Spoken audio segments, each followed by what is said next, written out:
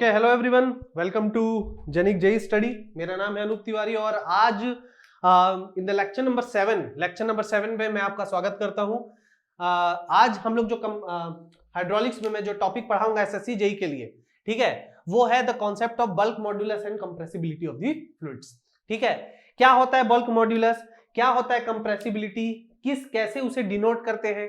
Ideal gases के लिए मैंने आप लोगों को बताया था कि बल्क मॉड्यूलस की वैल्यू इंफिनिटी होती है। वो क्यों होती है पता चलेगा।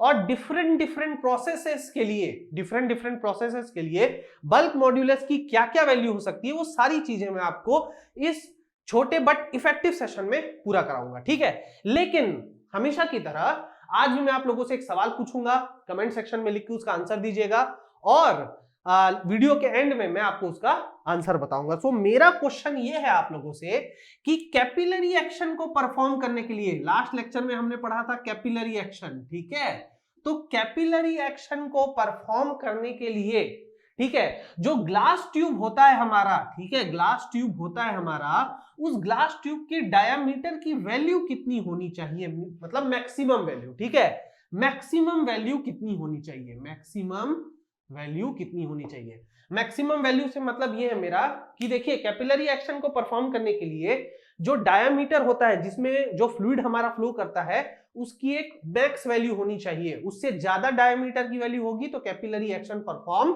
नहीं हो पाएगा।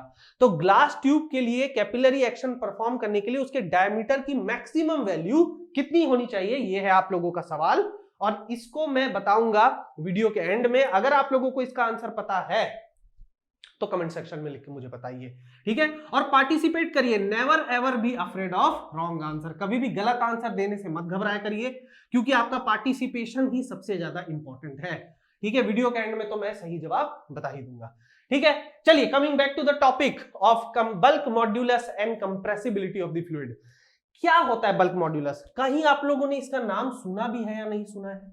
मुझे ऐसा लगता है इसका नाम आप लोगों ने सुना है, और वो कोई बहुत बड़ा सब्जेक्ट नहीं, कोई बहुत दूर दरार में नहीं है, आपने इसे सुना होगा in the concept of mass. ठीक है, मैकेनिक्स ऑफ सॉलिड, या फिर आप जो सोम कहते हैं, ठीक है, आपने पढ़ा है बल्क मॉड्यूलस। सोम में आपने क्या पढ़ा था? It is the ratio of the stress upon the volumetric strain. ठीक है, stress divided by the volumetric strain को ही हम क्या कहते हैं? बल्क मॉड्यूलस से डिनोट करते हैं। ठीक है, लेकिन यहां पर हम लोग सोम तो पढ़ नहीं रहे हैं बेटा। यहां पर what are we studying? We are studying the concept of hydraulics, we are studying the concept of fluids. ठीक है, सो यहां पर अगर मैं बल्क मॉड्यूलस की बात करूं, बल्क मॉड्यूलस, चलिए बल्क मॉड्यूलस समझते हैं। बल्क मॉड्यूलस देखिए, बल्क मॉड्यूलस को के से डिनोट किया जाता है, ठीक है, and it is the ratio of, it is defined as the ratio of, it is defined as the ratio of change in pressure divided change in pressure by the volumetric strain। ठीक है, अब इसको अगर मैं mathematically लिखना चाहूं, तो मैं इसे कैसे लिखूंगा? देखिए, इसको मैथमेटिकली कैसे लिखा जाता है? K को लिखा जाता है minus dp upon dv by v। ठीक है, ये आपका रिलेशन है, ये रिलेशन है आपका, ठीक है, ये आपका रिलेशन है। ठीक है, इसी रिलेशन से इसको डिनोट किया जाता है। How it is denoted? देखिए, बल्क मॉड्यूलस को हम k से डिनोट करते हैं और k को हम डिनोट करते हैं change in pressure upon volumetric strain with a negative sign. ठीक है, नाउ यहां पर फ्लूइड मैकेनिक्स के केस में, फ्लूइड मैकेनिक्स या हाइड्रोलिक्स के केस में हम लोग इसको एक और तरीके से डिनोट कर सकते हैं। And what is the value? देखिए, इसको हम लोग एक और तरीके से लिखते हैं, वो ये होता है, इट इज माइनस या upon change in pressure upon del rho by rho. जहां पर इसको मैं बॉक्स में एनक्लोज कर देता हूं, इसको आप नोट डाउन कर देंगे। जहां पर ये जो V होता है, ये V होता है वॉल्यूम, ठीक है, तो dV क्या हो गया आपका? Change in volume. उसी तरह यहां पे जो रो है, ऑब्वियस है कि इसका वैल्यू होता है डेंसिटी। ठीक है, क्योंकि हम फ्लूइड के केस में डिस्कस कर रहे हैं, तो फ्लूइड के केस में we have to deal with the density also. So del rho by rho, यहां पे होता है डेल वी बाय वी, दोनों एक ही होता है फ्लूइड के केसेस में। नाउ एक चीज आपको समझनी पड़ेगी कि अगर मैं सॉलिड एंड फ्लूइड्स की बात करूं, सॉलिड्स एंड फ्लूइड की बात करूं मैं, ठीक है, फ्लूइड्स में मेरा मतलब है लिक्विड, ठीक है, यहां पे अगर मैं सॉलिड एंड लिक्विड्स की बात करूं तो ध्यान रखेंगे कि सॉलिड एंड लिक्विड में जो बल्क मॉड्यूलस होता है it depends upon the properties of the matter, ठीक है, मतलब अगर मैं सॉलिड एंड लिक्विड की बात कर रहा हूं तो वहां पर बल्क मॉड्यूलस की जो वैल्यू होती है वो क्या होती है, प्रॉपर्टी पे डिपेंड करती है, ठीक है, कि किस टाइप का मटेरियल हम यूज कर रहे हैं, किस टाइप के लिक्विड को हम यूज कर रहे हैं, ठीक है, वहां पर इसको डील करते हैं। लेकिन जब हम गैसेस के लिए डील करते हैं, ठीक है, जब हम गैसेस के लिए डील करते हैं तो वहां पे इट डिपेंड्स, जो बल्क मॉड्यूलस होता है, bulk modulus depends upon the process. Very important.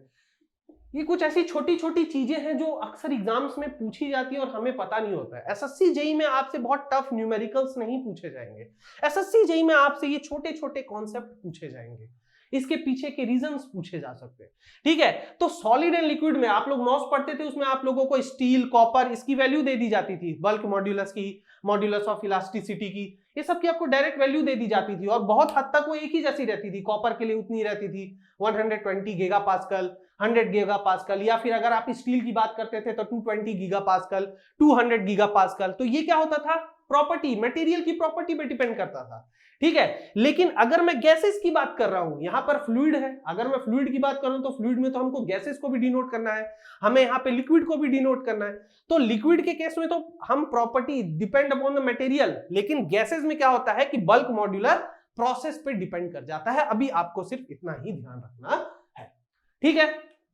Coming to the SI unit, SI unit क्या होता है भाई, तो चलो SI unit of bulk modulus, ठीक है, SI unit of bulk modulus. थोड़ा ध्यान से देखिए, यहां पर मैंने लिखा है change in pressure upon change in volume upon volume.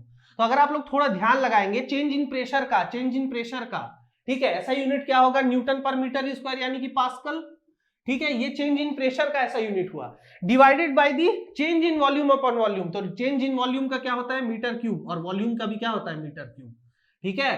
तो बल्क मॉड्यूलस के का जो ऐसा यूनिट होता है वो होता है न्यूटन पर मीटर स्क्वायर, या फिर आप लिख सकते हैं पास्कल, ठीक है, इजी, ठीक है, not a big issue, okay.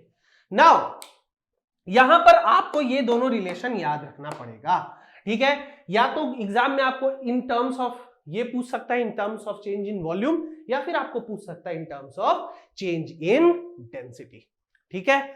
Now चलिए आगे बढ़ते हैं यहां पर कि हम लोग जो बल्क मॉड्यूलस होता है, ठीक है, जो हमारा बल्क मॉड्यूलस होता है वो आइडियल गैसेस के केसेस में इनफाइनाइट क्यों हो जाता है। मैंने आपको पढ़ाया था the concept of ideal gases and real gases, जो मैंने आप लोगों को पढ़ाया था, तो उस केस में मैंने आप लोगों को बताया था कि जो आपके आइडियल गैसेस होते हैं, आइडियल गैसेस जो होते हैं उनका जो बल्क मॉड्यूलस होता है वो इनफाइनाइट होता है, और मैंने आपको बताया था कि मैं इसका कारण भी बताऊंगा, ठीक है। अगर आप लोगों ने मेरा वो वीडियो नहीं देखा है, बहुत छोटा सा वीडियो है, जाइए उसे देखिए और सीखिए और समझिए, ठीक है, क्योंकि एसएससी के हाइड्रोलिक्स को जैसे मैं डील करने वाला हूं वैसा कोई भी डील नहीं करेगा, ठीक है।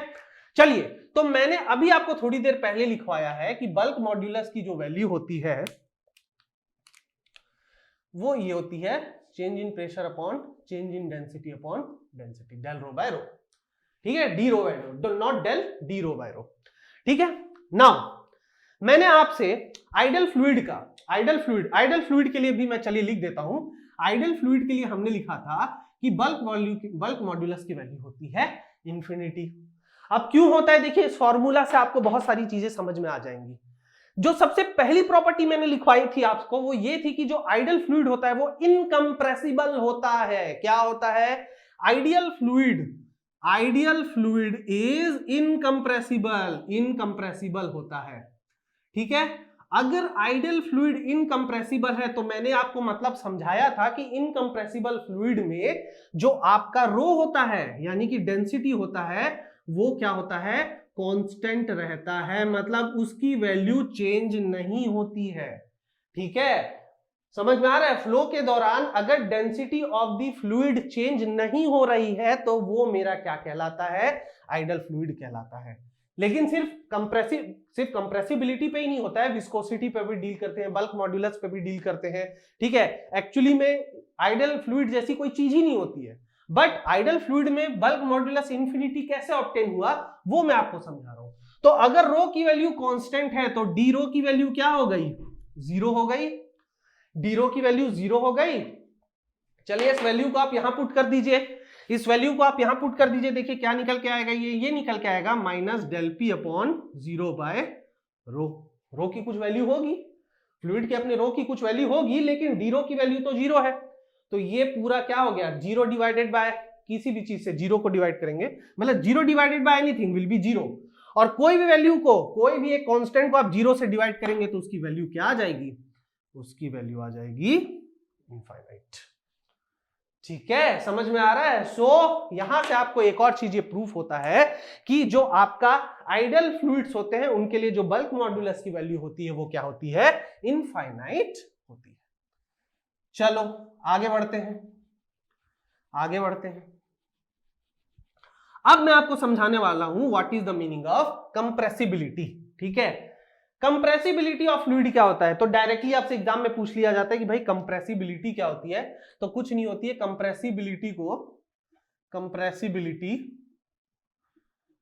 कंप्रेसिबिलिटी को हम बीटा से डिनोट करते हैं, ठीक है। और ये क्या होता है? For a fluid compressibility is defined as, for a fluid, किसी भी फ्लूइड के लिए कंप्रेसिबिलिटी की वैल्यू होती है the reciprocal of bulk modulus.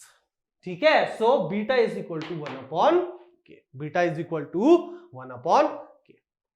ठीक है, इजी है, बस यही ध्यान रखना है आपको। तो यहां से आप क्या लिख सकते हैं कि beta is inversely proportional to K, या फिर आप लिख सकते हैं कि compressibility is inversely proportional to bulk modulus, या फिर आप लिख सकते हैं bulk modulus is inversely proportional to compressibility. यानी कि फ्लूइड की कंप्रेसिबिलिटी जितना ज्यादा होगा उसका बल्क मॉड्यूलस उतना ही कम होगा। ठीक है, this is the only thing you need to know. ठीक है, कई बार क्वेश्चन में एसएससी के आप क्वेश्चन देखेंगे प्रीवियस ईयर, तो उसमें आ जाता है कि बीटा होता है, उसका रिलेशन के साथ कैसा होता है, तो उसका के साथ कैसा रिलेशन होता है? इनवर्स का रिलेशन होता है। आपको 4 ऑप्शन दे देगा, के to the power 2/3, K to the power beta is equal to K to the power 3/2, ठीक है, और बीटा इज इक्वल टू के। ठीक है, ऐसे करके मान लीजिए आपको 4 ऑप्शन दे दिए, तो what will be the correct option? The correct option will be this. ठीक है, ध्यान रखिए, मैं सिर्फ आपको एसएससी जेई और जेईई लेवल पे ही मैं डील कर रहा हूं। ठीक है, अगर आपको गेट और ईएससी लेवल का होता तो मैं इसमें थोड़ा और लेंथी तरीके से न्यूमेरिकल्स को भी इंक्लूड करता। ठीक है, अभी आपको सिर्फ कॉन्सेप्ट बेसिस पर इसको सीखना है। तो ये आपने सीख लिया कंप्रेसिबिलिटी के बारे में भी। अब हम कैलकुलेट करेंगे, we will calculate the value of bulk modulus for different types of process. ठीक है, value of bulk modulus for different process,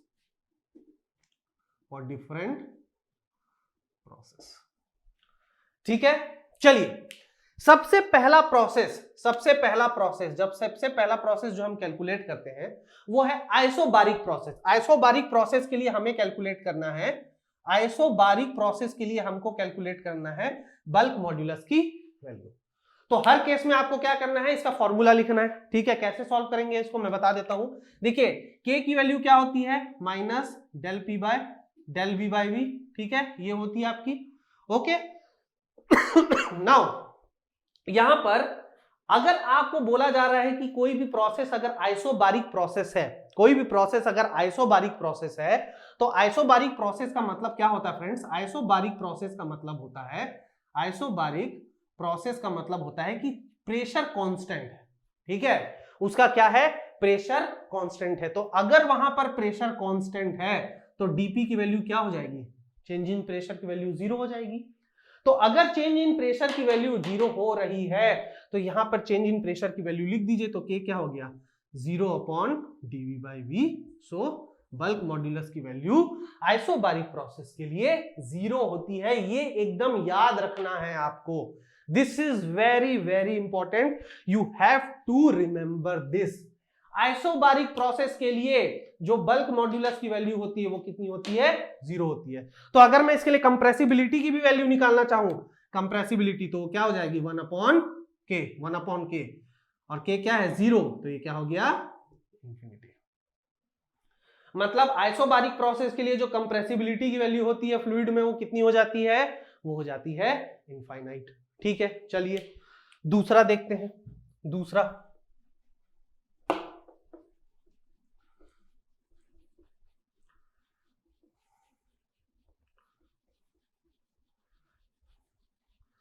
process देखते हैं फ्रेंड। दूसरा प्रोसेस जो हम डील कर रहे हैं, the second process which we will deal is isochoric process. Isochoric process, what is the meaning of isochoric process? देखिए एक्चुअली जो मेनली हम लोग ये जो प्रोसेस डील करते हैं वो थर्मोडायनेमिक्स में डील करते हैं। मैकेनिकल के स्टूडेंट्स इस चीज को बहुत आसानी से समझ जाते हैं, लेकिन सिविल में भी ये पूछ लिया जाता है, आइसोथर्मल के लिए, एडियाबैटिक के लिए सब पूछ लिया जाता है और डायरेक्ट वैल्यूज होती है, आपको ध्यान रखना है। सो आइसोकोरिक प्रोसेस में आपको ये ध्यान रखना है कि आइसोकोरिक प्रोसेस का मतलब ये होता है कि चेंज इन वॉल्यूम, यानी कि वॉल्यूम जो होता है आपका वो होता है कांस्टेंट, वॉल्यूम आपका होता है कांस्टेंट, और चेंज इन वैल्यू वॉल्यूम होता है आपका 0।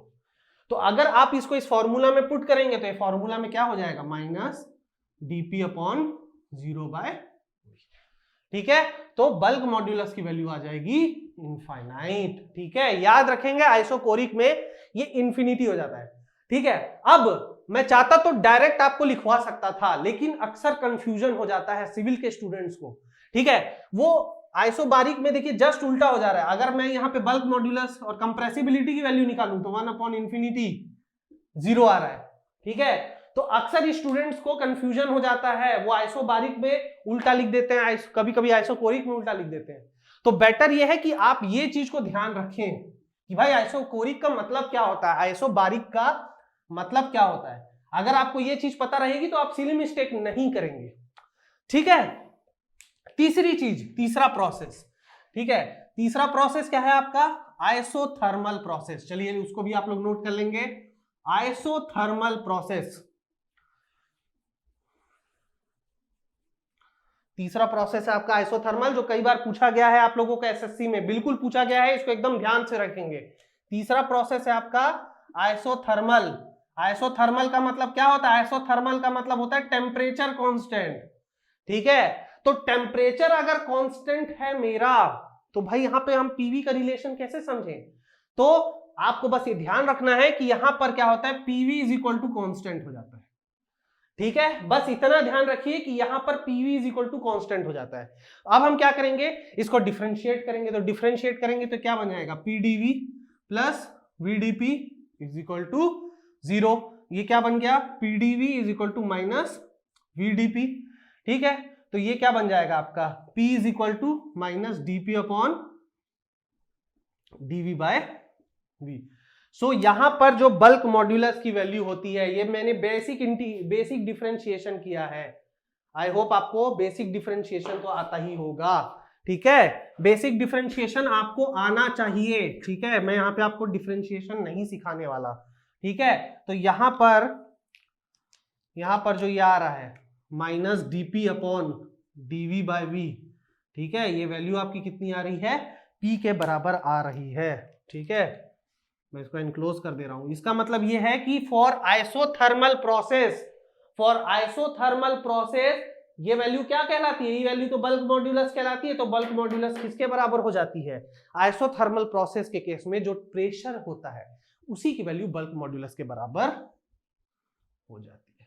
आप चाहें तो टेबल के फॉर्म में भी इसको याद कर सकते हैं, मैं चाहूं तो एक टेबल के फॉर्म में भी इसको लिखवा सकता हूं, लेकिन ऐसे ज्यादा फायदा नहीं होगा। और कंप्रेसिबिलिटी क्या हो जाएगी, कंप्रेसिबिलिटी हो जाएगी 1/P। इसलिए ये क्वेश्चन इतना पूछा जाता है। ठीक है, एक P हो रहा है, एक 1/P हो रहा है, कैसे हो रहा है, तो वही चीज आपसे पूछा जाएगा। ओके, काफी गर्मी है। ओके, नाउ चौथा एंड मोस्ट इंपॉर्टेंट जो पूछा जाता है वो है आप लोगों का एडियाबैटिक। ठीक है, ये लास्ट है, इसके बाद आपका बल्क मॉड्यूलस एंड कंप्रेसिबिलिटी का कॉन्सेप्ट खत्म हो जाएगा। और एसएससी में इतना ही पढ़ना है, जितना पढ़ा रहा हूं चुपचाप उतना ही पढ़ना है। ठीक है, फोर्थ क्या है आपका, फोर्थ है आपका एडियाबैटिक प्रोसेस। चौथा है आपका adiabatic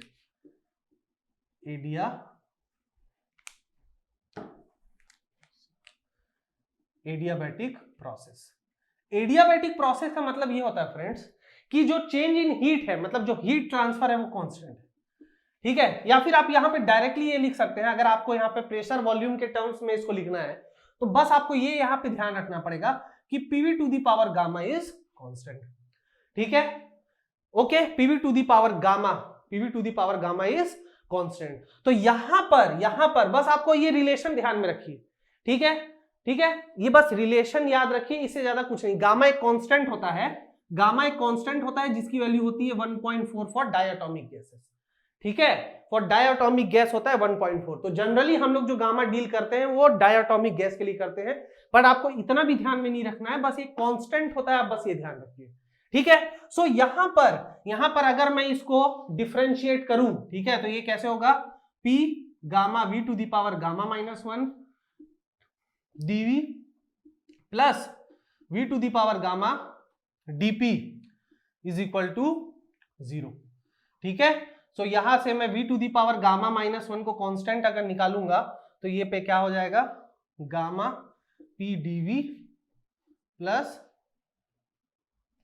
V dP is equal to 0। तो यहां पे क्या आ जाएगा, minus dP upon dV by V। यहां पर जो ये वैल्यू आएगी, बस आपको ये ध्यान रखना है, ये देखिए, ये जब यहां पे जाएगा तो ये क्या हो जाएगा, 0 हो जाएगा। तो यहां से जो आपका फाइनल वैल्यू आएगा minus dP upon dV by V, ये आपका आता है गामा P, ठीक है। ये डायरेक्टली आपका रिलेशन आ जाता है। सो यहां पर जो एडियाबैटिक प्रोसेस है, इस एडियाबैटिक प्रोसेस के लिए जो बल्क मॉड्यूलस की वैल्यू होती है वो होती है गामा P। तो कंप्रेसिबिलिटी की वैल्यू कितनी हो जाएगी, ये हो जाती है K, और बीटा की वैल्यू हो जाती है 1 अपॉन गामा P, ठीक है। ये खत्म होता है यहां पे the concept of bulk modulus as compressibility of the fluid for SSC JEE, okay, prelims. Now coming back to the question जो मैंने लेक्चर के शुरू में पूछा था कि कैपिलरी एक्शन परफॉर्म करने के लिए जो ग्लास ट्यूब होता है उसके मिनिमम डायमीटर कितना होना चाहिए। So the correct answer is 3 centimetre. हमेशा ध्यान रखेंगे कि आपके जो ग्लास ट्यूब है उसकी जो डायमीटर होनी चाहिए, डायमीटर की मैक्सिमम वैल्यू 3 सेंटीमीटर से ज्यादा नहीं होनी चाहिए, ठीक है, नहीं तो कैपिलरी एक्शन परफॉर्म नहीं किया जा पाएगा, ठीक है। चलिए, तो ये रहा आज का ये लेक्चर। नेक्स्ट लेक्चर में, ठीक है, मैं आप लोगों को द कॉन्सेप्ट ऑफ हाइड्रोस्टैटिक्स पढ़ाऊंगा। हाइड्रोस्टैटिक्स स्टार्ट करेंगे जिसमें कॉन्सेप्ट ऑफ पास्कल लॉ, ठीक है, about the absolute pressure, gauge pressure, और इस सब के बारे में मैं डील करूंगा। और इस टॉपिक से रिलेटेड भी एक बहुत ही अच्छा क्वेश्चन मैं आप लोगों से पूछूंगा जिसका आंसर बताऊंगा मैं आप लोगों को वीडियो के एंड में, ओके। सो अगर आप लोगों को मेरा ये वीडियो लेक्चर पसंद आ रहा है तो प्लीज इसे लाइक करें, शेयर करें, सब्सक्राइब करें हमारे चैनल को, मुझे सपोर्ट करें। और हमारा टेलीग्राम चैनल है जेनिक जेई स्टडी का, जी सेवियर सिविल मैक का, उसको ज्वाइन करिए, ओके। मैं उसे कोशिश करूंगा कि वीडियो लेक्चर के लिंक बायो में मैं इसको पोस्ट कर दूं, ठीक है। सो अगर आप लोगों को ये समझ में आ रहा है तो प्लीज इसको शेयर करिए। देखिए, मैकेनिकल के जो लेक्चर्स थे वो आने बंद हो गए थे, क्यों, क्योंकि आप लोगों का वैसा प्रॉपर सपोर्ट नहीं हो रहा था। तो आप लोग उसे सपोर्ट करिए, जब तक आप लोग सपोर्ट नहीं करेंगे उस चीज को मैं नहीं ला पाऊंगा, ठीक है। So support it and we will continue it with very good pace, ठीक है। तो अपना ख्याल रखिए, थैंक यू सो मच।